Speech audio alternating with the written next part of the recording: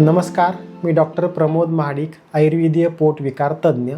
यापूर्वी या चॅनेलवर गॅस्ट्रायटिस, ग्रहणी रोग, IBS, आम्लपित्त, GERD, H पायलोरी, अतिढेकर, गॅसेस, आवशेम, बद्धकोष्ठता, पित्ताची डोकेदुखी, अल्सरेटिव्ह कोलायटिस, पोटामध्ये जडपणा, गच्चपणा, पोटदुखी अशा सर्वच प्रकारचे पोटाच्या आजाराच्या माहितीचे व्हिडिओ उपलब्ध आहेत।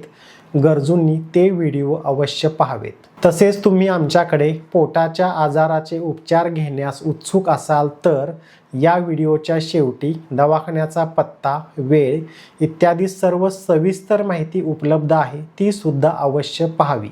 पोटाच्या आजाराचे अनेक वर्षांच्या आयुर्वेदीय प्रॅक्टिसमध्ये विशेषतः ज्यांना बद्धकोष्ठतेचा त्रास असतो किंवा संडासच्या जागेमध्ये मूळव्याधीचे कोंब असतात, किंबहुना सर्वच प्रकारच्या जुनाट पोटाच्या आजाराच्या अनेक पेशंटमध्ये अतिशय त्रासदायक एक लक्षण असे सुद्धा असते की तो पेशंट संडासमध्ये गेल्यानंतर किमान अर्धा तास ते 1 तास संडासमध्ये बसलेला असतो आणि संडासमध्ये तासभर बसून सुद्धा किंवा जोर देऊन कुंथून सुद्धा माझे बऱ्यापैकी संडास साफ झालेले आहे किंवा माझे पोट पूर्ण मोकळे झालेले आहे, हलके झालेले आहे असे बिलकुल समाधान मिळालेले नसते।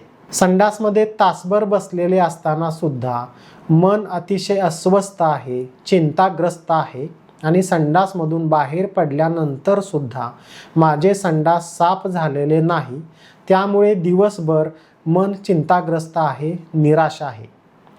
त्याहीपेक्षा काही पेशंटचा अनुभव असा आहे की तो पेशंट दिवसातून 4-5 वेळा संडासला जातो, प्रत्येक वेळेला तासभर तो संडासमध्येच बसलेला असतो, म्हणजे त्या पेशंटचे दिवसभरातील 4-5 तास संडासमध्येच गेलेले असतात आणि अशा प्रकारची तक्रार अनेक वर्षांची जुनाट असते।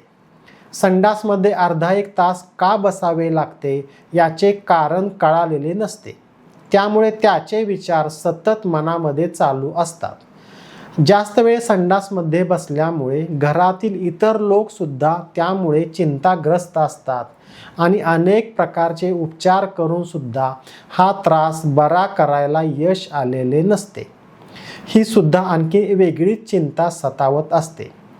त्यामुळे या व्हिडिओमध्ये सविस्तरपणे समजून घेऊया जुनाट पोटाचे आजार आणि तासभर संडासमध्ये बसणे। हा व्हिडिओ अतिशय महत्त्वाचा आहे, त्यामुळे व्हिडिओ शेवटपर्यंत पहा, पूर्ण समजेपर्यंत परत पहा। आपल्या कुटुंबामध्ये किंवा नातेवाईकामध्ये किंवा मित्रपरिवारामध्ये अशा प्रकारचा कोणाला त्रास असेल तर हा व्हिडिओ त्यांना अवश्य शेअर करा। तसेच doctor Pramod Mahadik acidity clinic हा चॅनेल जरूर सबस्क्राईब करावा। ज्या वेळेला पोटाच्या आजाराचा पेशंट संडासमध्ये तासभर बसत असतो त्यावेळी असा त्रास घडण्यापाठीमागे प्रामुख्याने 3 गोष्टी किंवा 3 प्रक्रिया कारणीभूत असू शकतात। त्यापैकी नंबर 1 बद्धकोष्ठतेचा त्रास, नंबर 2 संडासच्या जागेची स्थिती किंवा मूळव्याध आणि नंबर 3 बिघडलेली आतड्याची हालचाल आणि मन व मेंदू। आता आपण ही 3ही कारणे आणि त्यामुळे संडासला तासभर का बसावे लागते हे क्रमाने समजून घेऊया। नंबर 1 बद्धकोष्ठता। पेशंटच्या स्वतःच्या खाण्यापिण्याच्या व वागण्याच्या चुका आणि त्यामुळे कालांतराने अन्न पचवणारी जी पाचक शक्ती असते ती पाचक शक्ती कमी होते, त्यामुळे खाल्लेले अन्न पूर्ण क्षमतेने पचत नाही। खाल्लेले अन्न पूर्ण क्षमतेने न पचल्यामुळे किंवा अर्धवट पचल्यामुळे त्यातून तयार होणारे संडास तयार होतानाच अतिशय चिकट स्वरूपाचे तर काही पेशंटमध्ये अतिशय कोरडे आणि कठीण स्वरूपाचे तयार होते। थोडक्यात संडासचे बांधून असलेले आणि मऊ असलेले अशा योग्य स्वरूपाचे संडास तयार व्हायला पाहिजे तसे होत नाही। मग पुढे जाऊन ते चिकट किंवा कोरडे संडास मोठ्या आतड्यांच्या नळ्यामध्ये चिकटून राहायला लागते, साठून राहायला लागते। मोठ्या आतड्यामध्ये किंवा मलाशयामध्ये संडास साठून राहिल्यामुळे पोटामध्ये जडपणा आणि गच्चपणा जाणवायला लागतो. प्रारंभिक अवस्थेमध्ये पेशंट संडासमध्ये गेला आणि बऱ्यापैकी संडास साफ झाले असे समाधान मिळते, परंतु कालांतराने मात्र आतड्यामध्ये बऱ्यापैकी संडास साठून राहिल्यामुळे आतड्याची हालचाल कमी व्हायला लागते आणि मग संडासला साफ होण्याचे समाधान तितकेसे मनाप्रमाणे मिळत नाही आणि मग त्यानंतर पेशंट स्वतःच्याच मनाने संडासला जास्त वेळ बसून राहणे आणि थोडासा जोर देऊन संडास बाहेर काढणे ही प्रक्रिया सुरू करतो, जेणेकरून भले जास्त वेळ बसून किंवा जास्त जोर देऊन का होईना संडासला मोकळे झालेले आहे असे वाटते. परंतु बद्धकोष्ठतेचा त्रास जेवढा जुनाट होतो तेवढी आतड्याची हालचाल आणखी कमी होते आणि मग संडासची संवेदना येत नाही. संडासमध्ये बराच वेळ बसून किंवा कुंथून सुद्धा संडासला बाहेर पडत नाही आणि दुसऱ्या बाजूने संडासला साफ झाल्याशिवाय मेंदू किंवा मन ऐकायला तयार नसते आणि अशा परिस्थितीमध्ये संडासमध्ये जाणे, तासभर बसणे, कुंतून थोडे का होईना संडासला बाहेर पडल्याशिवाय चैन पडत नाही अशी स्थिती असते आणि पेशंट का एकदा संडासमध्ये गेला की तासानेच बाहेर येतो. या प्रक्रियेमध्ये सर्वात महत्त्वाची गोष्ट म्हणजे संडासचे स्वरूप चिकट, बस्तरट किंवा कोरडे आणि कठीण तयार झाल्यामुळे संडासमध्ये तासभर बसण्याची गरज पडते किंवा सवय लागते. नंबर 2, संडासच्या जागेची स्थिती. दीर्घकाळ बद्धकोष्ठतेचा त्रास झाल्यामुळे किंवा इतर कोणत्याही वेगळ्या कारणामुळे ज्यावेळी पेशंटला संडासच्या जागेमध्ये मूळव्याधीचे कोंब तयार झालेले असतात, जास्त कुंथल्यामुळे किंवा इतर कोणत्याही कारणामुळे संडासच्या जागेला चिरल्यासारखी जखम म्हणजे फिशर तयार झालेले असते व त्यामुळे सुद्धा संडासची जागा बऱ्यापैकी बारीक किंवा आवळून आल्यासारखी झालेली असते. अशा वेळी ज्या मार्गातून संडास बाहेर पडणार आहे असा तो संडासचा मार्ग किंवा संडासची जागा एकतर मूळव्याधीच्या कोंबामुळे गाडी उताराला असताना चाकाला आपण ज्याप्रमाणे घुणा लावतो त्याचप्रमाणे संडास बाहेर पडताना प्रत्येक वेळीला मूळव्याधीचा कोंब आडवा येतो किंवा संडासची जागा सुजल्यामुळे संडासची जागा बारीक होते, त्यामुळे सुद्धा संडास सहजपणे बाहेर पडू शकत नाही. अशा वेळी सुद्धा मग पेशंट संडासमध्ये बराच वेळ बसून राहतो, थोडे कुंथून जोर देऊन संडासला बाहेर पडते. बऱ्यापैकी संडास बाहेर पडलेले आहे अशी जाणीव झाली की मग तासाभराने संडासमधून पेशंट बाहेर येतो. या प्रक्रियेमध्ये संडासच्या जागेमध्ये मूळव्याधीच्या कोंबांची अडचण किंवा फिशरमुळे संडासची जागा बारीक झाल्यामुळे पेशंट तासभर संडासमध्ये बसलेला असतो. नंबर 3, आतडे आणि मन व मेंदू.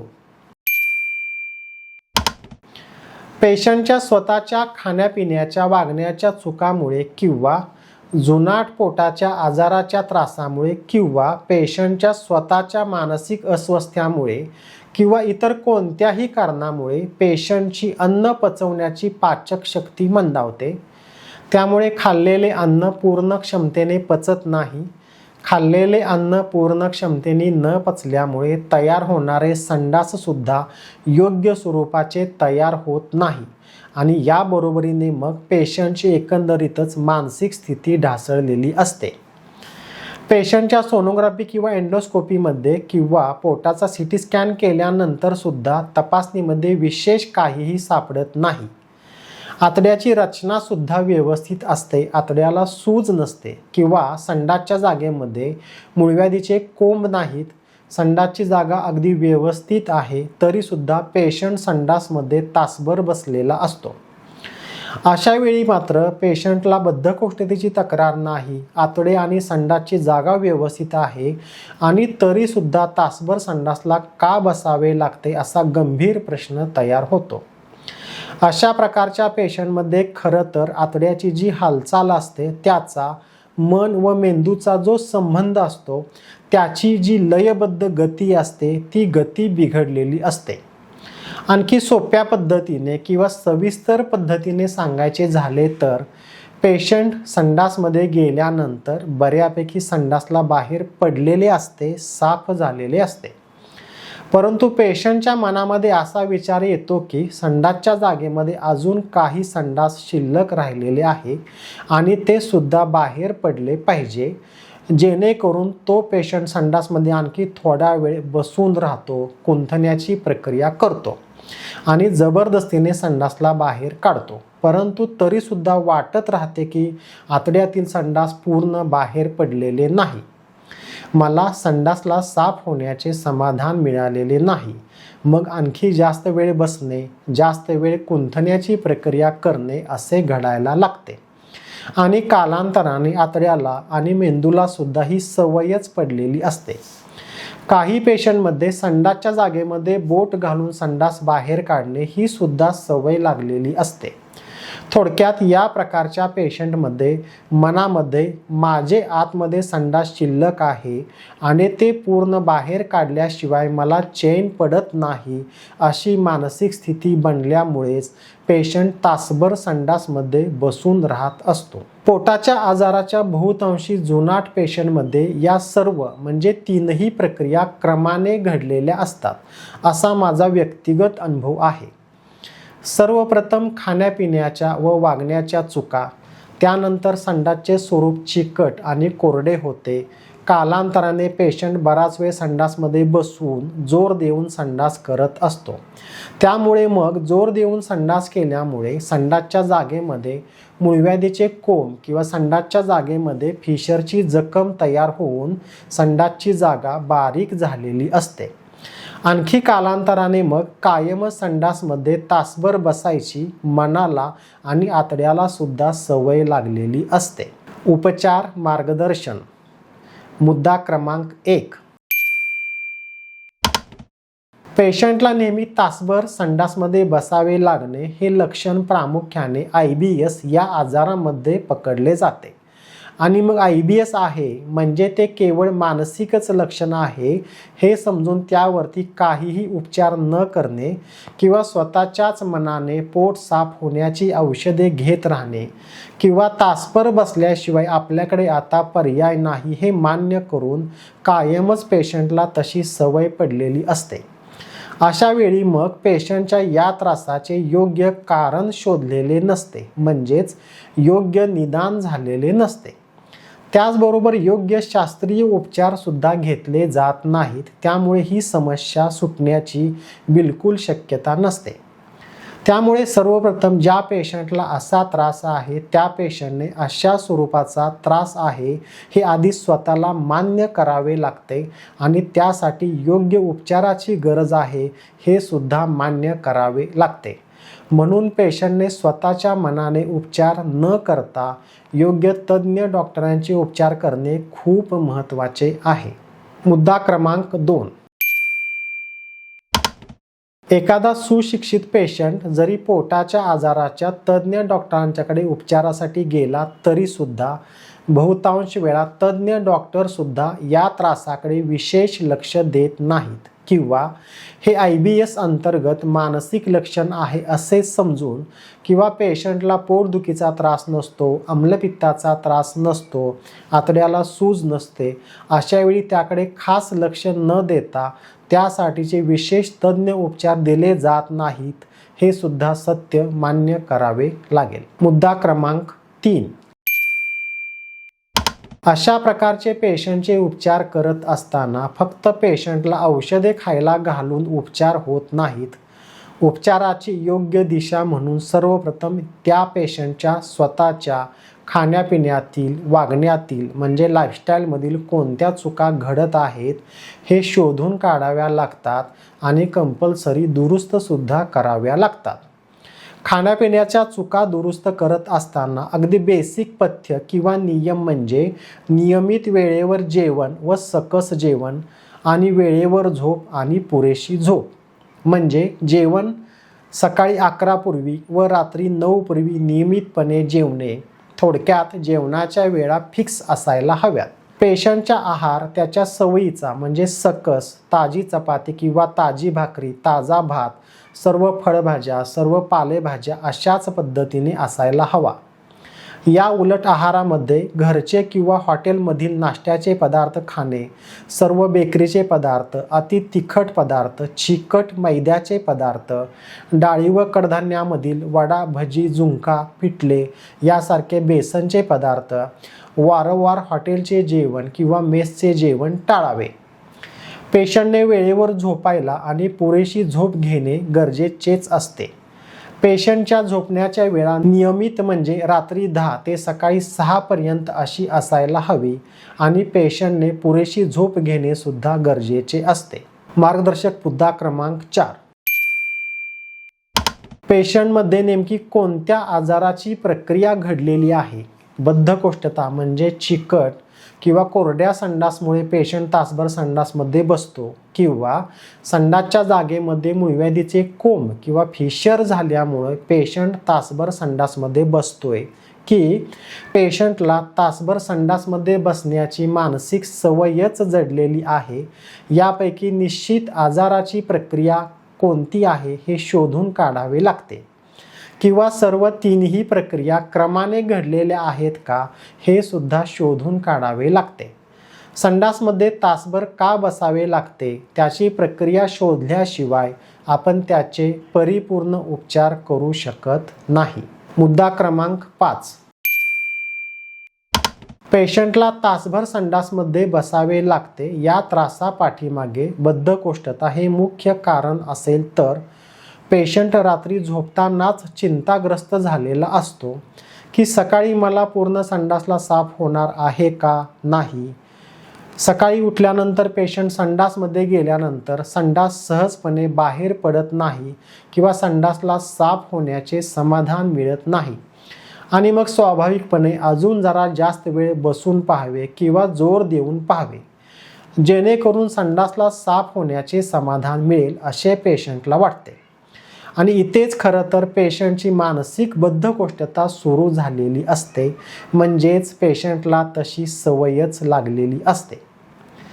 मग अशा स्थितीमध्ये उपचार करताना उपचार 2 स्तरावरती करावे लागतात. त्यापैकी नंबर 1 म्हणजे पेशंटला मुळात जो बद्धकोष्ठतेचा त्रास आहे त्या बद्धकोष्ठतेचे परिपूर्ण उपचार म्हणजे खाल्लेले अन्न पूर्ण क्षमतेने पचणे, आतड्यामध्ये आधी साठलेला सर्व चिकट किंवा कठीण संडास आतड्यातून हळूहळू बाहेर काढणे आणि आतड्याची शक्ती वाढवणे जेणेकरून आतड्याची हालचाल सुधारते व बद्धकोष्ठतेचा त्रास कमी होते. मग त्याचबरोबर नंबर 2 त्या पेशंटची मानसिक बद्धकोष्ठता दूर करण्यासाठी योग्य उपचार करावे लागतात. पेशंटचा मला संडासला पूर्ण साफ होण्याचे समाधान मिळाले तरच आजच्या दिवसाला अर्थ आहे असा जो अट्टहास असतो त्याचे समुपदेशन करून तो अट्टहास हळूहळू दूर करावा लागतो. हे समुपदेशन करतानाच खरं तर उपचार करणाऱ्या डॉक्टरांना आपण बरे होऊ इच्छित असणाऱ्या पेशंटचा सुद्धा कस लागतो. पेशंटने संडासमध्ये गेल्यानंतर टप्प्याटप्प्याने संडासमध्ये बसण्याची वेळ कंपल्सरी कमी करत आणणे. एकदा संडासमधून बाहेर आल्यानंतर पोटामध्ये काय वाटते म्हणजे पोट जड आहे का, गच्च आहे का किंवा पोटामध्ये गॅसेस आहेत असे कोणत्याही लक्षणावरती लक्ष न देणे किंवा मला संडासला साफ होण्याचे पूर्ण समाधान जरी झाले नसले तरी सुद्धा माझ्या दैनंदिन जीवनावरती विशेष काहीही फरक पडत नाही अशी मानसिकता तयार करणे आणि सतत तसे आपल्या मेंदूला सांगत राहणे असे पेशंटला स्वतः व स्वतःचेच समुपदेशन सुद्धा करावेच लागते. जेवढे लवकर पेशंट या सर्व गोष्टी आचरणात आणतो तेवढे लवकर हा पेशंट या त्रासातून नक्कीच बरा होतो. मुद्दा क्रमांक 6. ज्यावेळी पेशंट तासभर संडासमध्ये बसतो या पाठीमागे संडासच्या जागेमध्ये मूळव्याध असणे किंवा फिशरचा त्रास असणे आणि त्यामुळे मग संडासची जागा बारीक झालेली असते हे कारण असते. त्यावेळेला अशा पेशंटचे उपचार करताना सर्वात मुख्य गोष्ट म्हणजे त्या पेशंटच्या संडासच्या जागेतील मूळव्याधीच्या कोंबांचा किंवा फिशरच्या त्रासाचा अडथळा दूर करणे, अशा स्थितीमध्ये मूळव्याध किंवा फिशर या शारीरिक आजाराचे योग्य आणि परिपूर्ण उपचार करावेच लागतात. मूळव्याध आणि फिशरचे उपचार करताना पेशंट प्रत्येक वेळी केवळ औषधाच्या साहाय्याने बरा होईल असे नसते. मूळव्याधीच्या तज्ज्ञ डॉक्टरांच्या सल्ल्यानुसार गरज पडल्यास मूळव्याधीच्या कोंबांची किंवा फिशरची शस्त्रक्रिया करणे सुद्धा खूप गरजेचे असते, जेणेकरून संडासची जागा पूर्ण निर्दोष होते आणि मग संडास योग्य वेळेमध्ये पूर्ण बाहेर पडू शकते. माझ्या व्यक्तिगत अनुभवानुसार ज्या वेळेला पेशंटला संडासमध्ये तासभर बसण्याची मानसिक बद्धकोष्ठता जडलेली असते आणि पेशंटला मूळव्याधीचा त्रास असतो, असे बरेचसे पेशंट ऑपरेशनची गरज असताना सुद्धा ऑपरेशन करण्याचे टाळतात किंवा लांबवतात आणि मग अशा पेशंटमध्ये संडासचा त्रास खूपच वाढलेला असतो. पेशंटची मानसिक स्थिती पूर्ण विचित्र झालेली असते किंवा ढासळलेली असते. मूळव्याधीच्या कोंबामुळे किंवा फिशरमुळे असे घडलेले आहे हे पेशंट मान्यच करायला तयार नसतो. तर अशा पेशंटला सर्वात महत्त्वाची गोष्ट म्हणजे संडासच्या जागेचे योग्य उपचार करून संडासची जागा निर्दोष करणे आणि आधी सांगितल्याप्रमाणे संडासमध्ये बसण्याचा कालावधी टप्प्याटप्प्याने कमी करणे, अशा दोन्ही स्तरावरती उपचार करावे लागतात. मुद्दा क्रमांक 7. ज्यावेळी पेशंट तासभर संडासमध्ये बसतो, या पाठीमागे पेशंटला तशी सवयच लागलेली आहे असे निश्चितपणे निदान झालेले असते. म्हणजे त्या पेशंटची पचनसंस्था उत्तम आहे, बद्धकोष्ठतेचा त्रास नाही किंवा त्या पेशंटची संडासची जागासुद्धा व्यवस्थित आहे, म्हणजे मूळव्याध किंवा फिशरचा त्रास नाही आणि तरीसुद्धा पेशंट बराच वेळमध्ये संडासमध्ये बसत असतो. अशा पेशंटचे उपचार करताना पेशंटला हे पटवून द्यावे लागते की ही समस्या फक्त आतड्याची नसून आतडे आणि मेंदू यांच्यामधल्या संवादाची आहे. पोटाच्या आजाराचा तज्ज्ञ डॉक्टर म्हणून अशा प्रकारचे पेशंट हाताळताना खूप दमछाक होते. काही पेशंट समजून घेतात आणि योग्य पद्धतीने पावले टाकतात, तर काही पेशंट आतडे आणि मेंदूचा संबंध मान्यच करायला तयार नसतात. अशा पेशंटच्या म्हणण्यानुसार संडासच्या जागेमध्ये अजून थोडे संडास शिल्लक आहे आणि ते संडास बाहेर पडल्याशिवाय मला बरे वाटणार नाही आणि मग त्यासाठी बराच वेळ संडासमध्ये बसल्याशिवाय माझ्याकडे दुसरा पर्यायच नाही, अशी चुकीची परंतु अतिशय घट्ट मानसिकता बसलेली असते. अशा पेशंटला बरे व्हायचे असेल तर डॉक्टरांच्याकडून पेशंटने ही सर्व प्रक्रिया समजून घेणे गरजेचे असते आणि डॉक्टरांनी दिलेला सल्ला किंवा सूचना मान्य करणे आणि त्या आचरणात आणण्यासाठी परिपूर्ण प्रयत्न करणे हे सुद्धा तितकेच गरजेचे असते. त्याशिवाय पेशंटचे यशस्वी उपचार करता येत नाहीत. आपला मेंदू एकतर सवयीचा गुलाम असतो किंवा आपल्या मेंदूला आपण जे सांगतो किंवा जे आदेश देतो तशाच पद्धतीने आपला मेंदू वागत असतो, हे सर्वांनाच नक्की पटेल. त्यामुळे संडासमध्ये तासभर बसायची मेंदूला सवय झाली असेल तर टप्प्याटप्प्याने ती सवय आपण नक्कीच बदलू शकतो आणि मेंदूसुद्धा बदललेली सवय नक्कीच मान्य करत असतो. प्रॅक्टिकली समजून घ्यायचे झाले तर पहिले काही आठवडे संडासमध्ये बसण्याची वेळ ठरवून म्हणजे 10 मिनिटे कमी करणे, ही सवय मेंदूला अंगवळणी पडल्यानंतर नंतरच्या महिन्यामध्ये संडासमध्ये बसण्याची सवय आणखी 10 मिनिटे कमी करणे, अशा पद्धतीने टप्प्याटप्प्याने आपण संडासमध्ये बसण्याची सवय मेंदूला नक्कीच लावू शकतो. त्याचबरोबरीने मग मला संडासला साफ होण्याचे थोडे असमाधान असले तरी त्याचा माझा आरोग्यावर काहीही वाईट परिणाम होत नाही, हे सुद्धा पेशंटने स्वतःच्या मेंदूला सतत समजून सांगावे लागते, जेणेकरून पेशंट संडासमध्ये गेला नैसर्गिक पद्धतीने आतड्याच्या स्वतःच्या मनाने जेवढे संडास बाहेर पडले तेवढेच मान्य करणे आणि टॉयलेटमधून बाहेर पडून आपल्या पुढच्या कामाला लागणे, अशी सवय लावावी लागते. अशा प्रकारे संडासमध्ये तासभर बसण्याची सवय लागली असेल तर आपण नक्कीच यशस्वी उपचार करू शकतो. मुद्दा क्रमांक 8. काही जुनाट पेशंटमध्ये तीनही प्रक्रिया म्हणजे बद्धकोष्ठता सुद्धा आहे, त्याचबरोबर पेशंटला मूळव्याधीचा त्राससुद्धा आहे आणि बरोबरीने पेशंटची मानसिकतासुद्धा बिघडलेली आहे. अशा पेशंटचे उपचार करताना तीनही स्तरावरती उपचार करावे लागतात. म्हणजे पेशंटचा बद्धकोष्ठतेचा त्रास पूर्ण बरा करणे, त्याचबरोबर संडासची जागा पूर्ण निर्दोष करणे आणि पेशंटच्या संडासच्या जागेविषयीच्या सवयी टप्प्याटप्प्याने बदल करून योग्य सवयीचे पालन करणे. अशा प्रकारे योग्य समन्वयाने उपचार केले तर कितीही जुनाट आणि त्रासदायक पेशंटसुद्धा नक्की बरा होतो. मुद्दा क्रमांक 9. ज्या पेशंटचे दिवसातील अनेक तास संडासमध्ये बसण्यामध्ये जात असतील तर त्या पेशंटने ही गोष्ट खूप समजून घेणे गरजेचे आहे की संडासला न साफ झाल्यामुळे किंवा संडासला साफ होण्याचे पुरेसे समाधान न मिळाल्यामुळे जेवढे आरोग्याचे नुकसान होते त्या नुकसानीपेक्षा कित्येक पट अधिक नुकसान संडासमध्ये जास्त वेळ बसल्यामुळे होते. हे सुद्धा एक शास्त्रीय सत्य आहे. संडासमध्ये जास्त वेळ बसल्यामुळे आणि जोर देऊन संडास केल्यामुळे आतडे आणखी जास्त अशक्त होते, आतड्याची हालचाल आणखी कमी होते.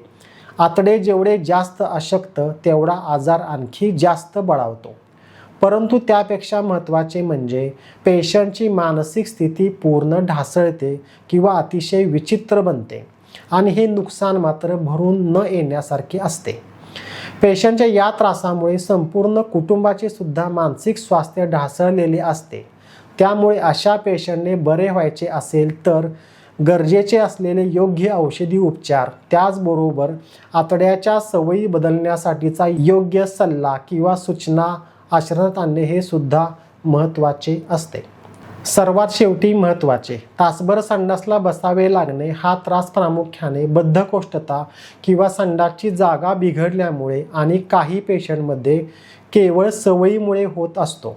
अशा पेशंटचे उपचार करताना पचनसंस्था दुरुस्त करून बद्धकोष्ठता दूर करणे, त्याचबरोबर संडासची जागा पूर्ण निर्दोष करणे आणि डॉक्टरांनी दिलेल्या योग्य सूचना पाळून संडासमध्ये जास्त वेळ बसण्याची सवय बदलणे, या मार्गाने पेशंट कायमस्वरूपाने नक्कीच बरा होऊ शकतो. आपण डॉक्टर प्रमोद महाडिक यांच्याकडे पोटाच्या आजारावर आयुर्वेदिक उपचार घेण्यास उत्सुक असाल तर पहिल्यांदा डॉक्टरांना प्रत्यक्ष भेटणे गरजेचे आहे. पेशंटला प्रत्यक्ष न पाहता थेट ऑनलाईन पद्धतीने उपचार उपलब्ध नाहीत.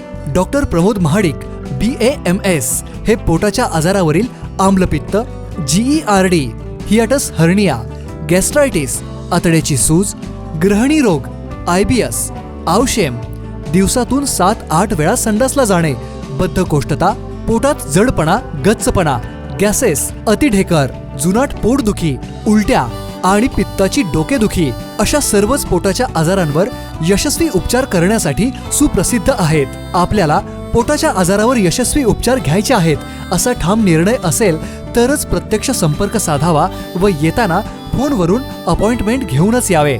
येताना आपले सर्व रिपोर्ट म्हणजे सोनोग्राफी, एंडोस्कोपी, रक्ताच्या तपासण्या व आधीच्या उपचाराची सर्व माहिती अवश्य घेऊन यावी. विशेष सूचना, आमच्याकडे फक्त पोटाच्या आजाराचेच यशस्वी आयुर्वेदिक उपचार केले जातात. पेशंटला पहिल्यांदा प्रत्यक्ष डॉक्टरांना भेटणे गरजेचेच असते, कारण पेशंटला प्रत्यक्ष चेक केल्याशिवाय, पेशंटला सर्व प्रश्न विचारल्याशिवाय पोटाच्या आजाराचे योग्य निदान होत नाही व पेशंटला त्याच्या आजाराविषयी सर्व माहिती दिल्याशिवाय, संपूर्ण पथ्य समजून सांगितल्याशिवाय पोटाचे आजार कायमस्वरूपाने बरे करण्यासाठी यश येत नाही. म्हणून पेशंटला पहिल्यांदा प्रत्यक्ष दाखवायला येणे खूप गरजेचे असते. लांबचा पेशंट दाखवायला आल्यानंतर त्याचे सर्व व्हिडिओ रेकॉर्ड केले जाते. त्यानंतर लांबच्या पेशंटला प्रत्येक वेळी येणे गरजेचे नसते. त्याची पुढील सर्व औषधे पोस्टाने घरपोच मिळण्याची सुविधा उपलब्ध आहे. Doctor Pramod Mahadik acidity clinic विटा, खास पोटाच्या आजाराचा दवाखाना. आमचा पत्ता भाजी मंडई इमारतीमध्ये वरचा मजला, मायनी रोड, ॲट पोस्ट विटा, जिल्हा सांगली. संपर्क 90 11 26 19 20 किंवा 88 55 04 08 34. फोन संपर्क वेळ फक्त सकाळी 11 ते संध्याकाळी 4 पर्यंत. दवाखाना वेळ सोमवार ते शनिवार सकाळी 10 ते संध्याकाळी 5 वाजेपर्यंत. रविवारी सुट्टी.